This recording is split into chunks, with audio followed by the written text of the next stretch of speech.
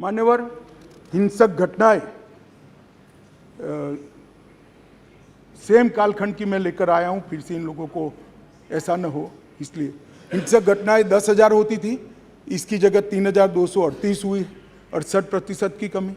हताहत सुरक्षा बल 397, अब 128, 68% की कमी। मृत्यु नागरिक 2,298, अब 420, 82% की कमी। हर हेड में हिंसा नॉर्थ ईस्ट के अंदर कम हुई। और इसके पहले मान्यवर किसकी सरकार थी? 10 साल तक नॉर्थ ईस्ट के सारे राज्य और यहां पर ये यूपीए की सरकार थी मान्यवर, मगर कुछ नहीं होता था। निवेदन करना, पॉलिटिक्स करना और अंदर अंदर झगड़ा लगाना, यही काम था। नरेंद्र मोदी जी ने नॉर्थ ईस्ट को मन के साथ भारत के साथ जोड़ने का काम किया। हमारे कई डेवलपमेंट के पंडित कहते हैं मोदी जी ने नॉर्थ ईस्ट को मैं बताता हूं भैया, ये भी बताता हूं मान्यवर। कई विकास के पंडित कहते हैं नॉर्थ ईस्ट में एयरपोर्ट पहुंच गया, दूरी कम हो गई। कई विकास के पंडित कहते हैं 8 राज्यों में रेल पहुंच गई, दूरी कम हो गई। कई विकास के पंडित कहते हैं इतने 1000 किलोमीटर रोड बन गया, दूरी कम हुई। अरे भाई, दूरी रोड, रेलवे और विमान से कम नहीं होती है, दूरी दिल से कम होती है। मोदी जी ने दिल से दूरी कम करने का काम किया है और नॉर्थ ईस्ट को मेन स्ट्रीम में लाने का काम किया है।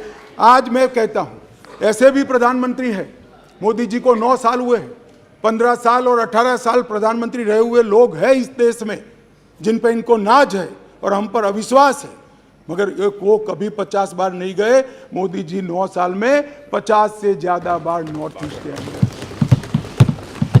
ये बताता है कि नॉर्थ ईस्ट इस देश का हिस्सा है, इसका कसब हमारे मन में है। उत्तर प्रदेश से बड़ा भूभाग किस तरह से छोड़ दिया था, आगजनी, टेररिस्ट, नस्ली हिंसाएं, और आप हमारा हिसाब मांगते हो। बोलो मणिपुर में बताता हूं, मैं फिर बोलूंगा मणिपुर। मान्यवर, इन लोगों ने नॉर्थ ईस्ट के लिए कुछ नहीं किया, ना विकास किया है ना कुछ किया है। मैं आपको बताता हूं, अटल जी नैसेक स्थापना कर गए थे, इसरो जैसी एक संस्था बनाई, पदेन मैं इसका अध्यक्ष होता हूं।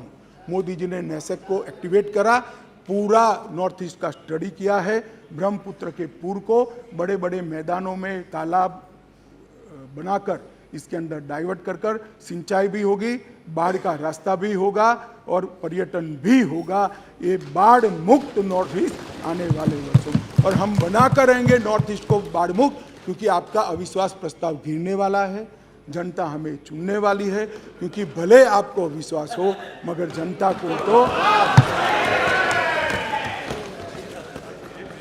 मान्यवर, मैं जब ये कहता हूं तब हमने नॉर्थ ईस्ट में शांति ऐसे भावनाओं से नहीं करी, एक कागजी शांति नहीं है। इसके पीछे रणनीति है, इसके पीछे कड़ी मेहनत है और इसके पीछे लगन भी लगी है। मान्यवर, 2014 में अचीक नेशनल वॉलंटियर काउंसिल की हमने समाधान करा, लगभग 674 लोग समाधान हुआ। अब ये अचीक नेशनल वॉलंटियर काउंसिल की हिंसा में 224 लोग मारे गए थे। एनएलएफटी के साथ 2019 में समाधान हुआ, 88 लोगों ने सरेंडर किया, इसमें 144 लोग मारे गए थे। बोडोलैंड के national democratic front of Bodoland के साथ समाधान हुआ 2020 में, एनएलएफटी के साथ 19 में हुआ, 2020 में बोडोलैंड के साथ national democratic front of Bodoland के साथ हुआ। 1630 लोग सरेंडर किए, 4300 लोग बोडोलैंड की हिंसा में मारे गए थे मान्यवर, 4362 लोग, और इन्होंने हथियार डाले। कार्बी समूह 197 लोग मारे गए थे, 1000 उग्रवादियों ने समर्थन किया। असम आदिवासी सशस्त्र समूह 1182 लोगों ने सरेंडर किया, 329 लोग मारे गए थे।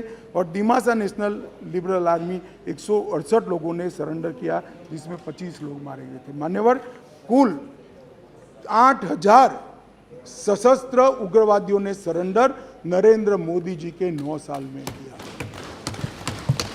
और हमारे सम्मानीय सदस्य गौरव जी कह रहे थे हिंसा के त्रस्त है, देखा नहीं जा रहा है, आग की लपटें। भाई आग की लपटें अभी तो मणिपुर में मैं आता हूं क्यों हुई है, परंतु आपके समय में तो 8 राज्य आग की लपटों से घिरे हुए थे और ये हिंसा में 6000 से ज़्यादा लोग मारे गए थे, जो अब सरेंडर होकर मेन स्ट्रीम के अंदर आए।